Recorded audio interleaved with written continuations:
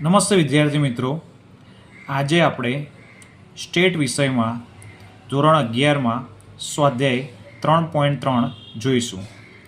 Chapter 3 મધ્યવર્તી સ્થિતિમાનના માપમાં સ્વાધ્યાય 3.3માં પ્રથમ દાખલો સૌપ્રથમ આપણે જોઈશું કે નીચેની માહિતીમાં એક વર્ગના 8 વિદ્યાર્થીઓએ પાછલા મહિનામાં વાંચેલા પુસ્તકોની સંખ્યા દર્શાવેલ છે, જે આ મુજબ છે કે 2, 1, 5, 9, 1, 3, 2, 4. ગુણોત્તર મધ્યક. આપણે અહીં ગુણોત્તર મધ્યકનો ઉપયોગ કરીને વાંચેલા પુસ્તકોની સરેરાશ શોધવાની છે. વાંચેલા પુસ્તકોની સંખ્યાની સરેરાશ શોધવાની છે. તો સૌપ્રથમ આપણે ગુણોત્તર મધ્યકનું સૂત્ર લખીશું કે G બરાબર અંડરરૂટ એનના અંડરરૂટમાં x1 into x2 into x3 dot dot dot into xn, એટલે કે જેટલી સંખ્યા આપી હશે તેટલી સંખ્યાનો આપણે ગુણાકાર અહીં કરીશું અને એનું 2 સંખ્યા હોય તો એનું વર્ગમૂળ કાઢીશું, 3 સંખ્યા હોય તો એનું ઘનમૂળ કાઢીશું. એ રીતના આપણે દાખલો ગણીશું. સૌપ્રથમ જે પણ સંખ્યા આપી છે તે આપણે વર્ગમૂળમાં લખીશું. આપણને અહીં સંખ્યા આપી છે 1, 2, 3, 4, 5, 6, 7, 8, એટલે આપણે અહીં અષ્ટમૂળ શોધવું પડશે. હવે x1 બરાબર આપણે લઈશું 2, ત્યારબાદ x2 બરાબર 1, x3 બરાબર 5, x4 બરાબર 9, x5 બરાબર 1, x6 બરાબર 3, x7 બરાબર 2 અને x8 બરાબર 4. આ રીતે આપણે લખીશું. ત્યારબાદ દરેક સંખ્યાનો ગુણાકાર આપણે કરીશું અને ત્યારબાદ એનું અષ્ટમૂળ નીકાળીશું. ગુણાકાર આપણે કેલ્ક્યુલેટરમાં કરીશું કે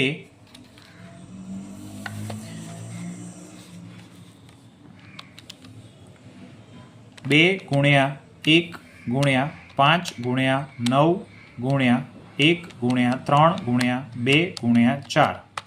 તો આપણો જવાબ આવશે 2160. તો આપણે વર્ગમૂળમાં લખીશું 2160. હવે 2160નું આપણે અષ્ટમૂળ કાઢવાનું છે. તો કેલ્ક્યુલેટરમાં અષ્ટમૂળ કેવી રીતે નીકાળવું એ પણ આપણે અહીં શીખીશું. તો 2160 લખ્યા બાદ આપણે અહીં વર્ગમૂળના ચિહ્નને 3 વખત દબાવીશું.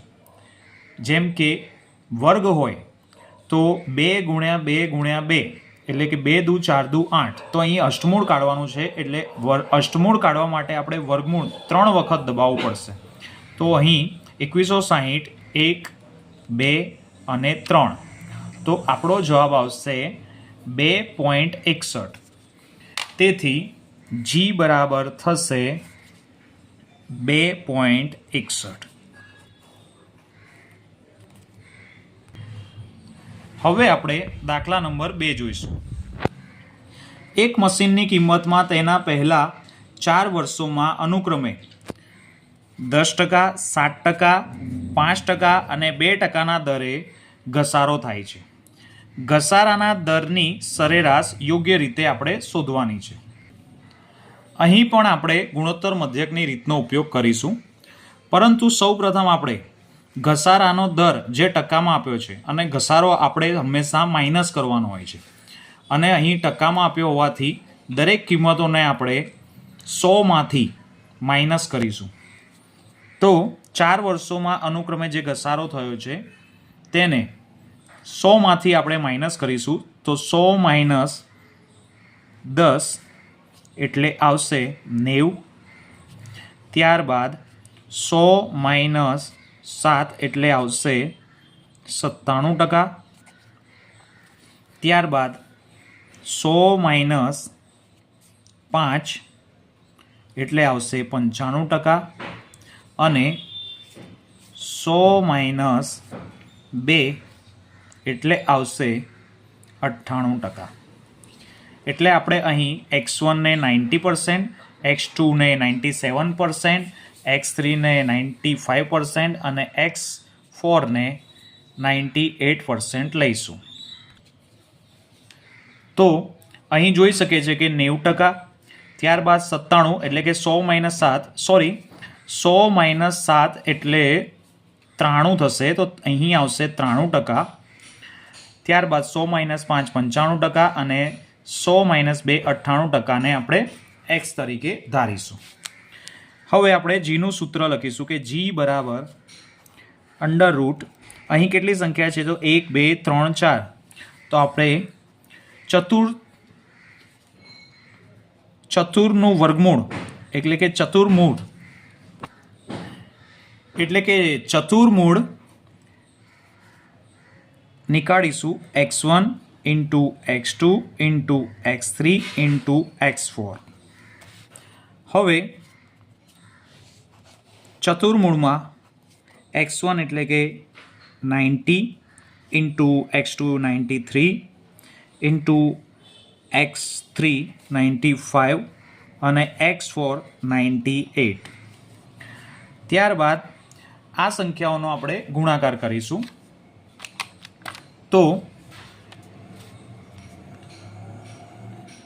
90 × 93 × 95 × 98, તો આપણો ગુણાકાર આવશે 77924700.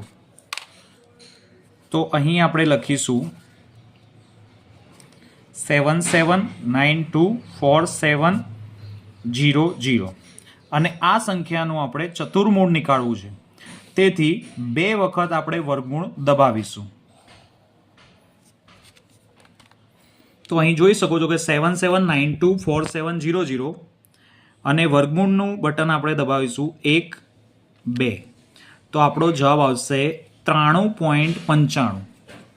તો આપણે અહીં લખીશું જી બરાબર 93.95%. પરંતુ અહીં આપણને રકમમાં શું પૂછ્યું છે? અહીં આપણને રકમમાં પૂછ્યું છે કે ઘસારાના દરની સરેરાશ શોધવાની છે. જ્યારે આ તો મશીનરીનો જે ભાગ બાકી રહ્યો છે, જે હાલમાં બાકી છે, એની સરેરાશ છે. ઘસારાના દરની સરેરાશ શોધવી હોય તો આપણે 100માંથી, એટલે કે મશીનની વેલ્યુ હોય 100%, તો એમાંથી અત્યારે મશીનની વેલ્યુ છે 93.95%. એટલે આ તો મશીનની વેલ્યુનો સરેરાશ મળ્યો. ઘસારાના દરનો સરેરાશ તો જે બાકી છે, જેને આપણે બાદ કરી દીધો છે, એ હશે. એટલા માટે આપણે ઘસારાના દરની સરેરાશ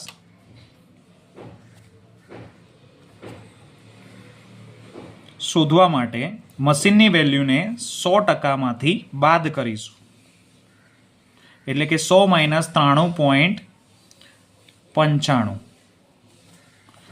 હવે 100માંથી 93.95 આપણે બાદ કરીશું.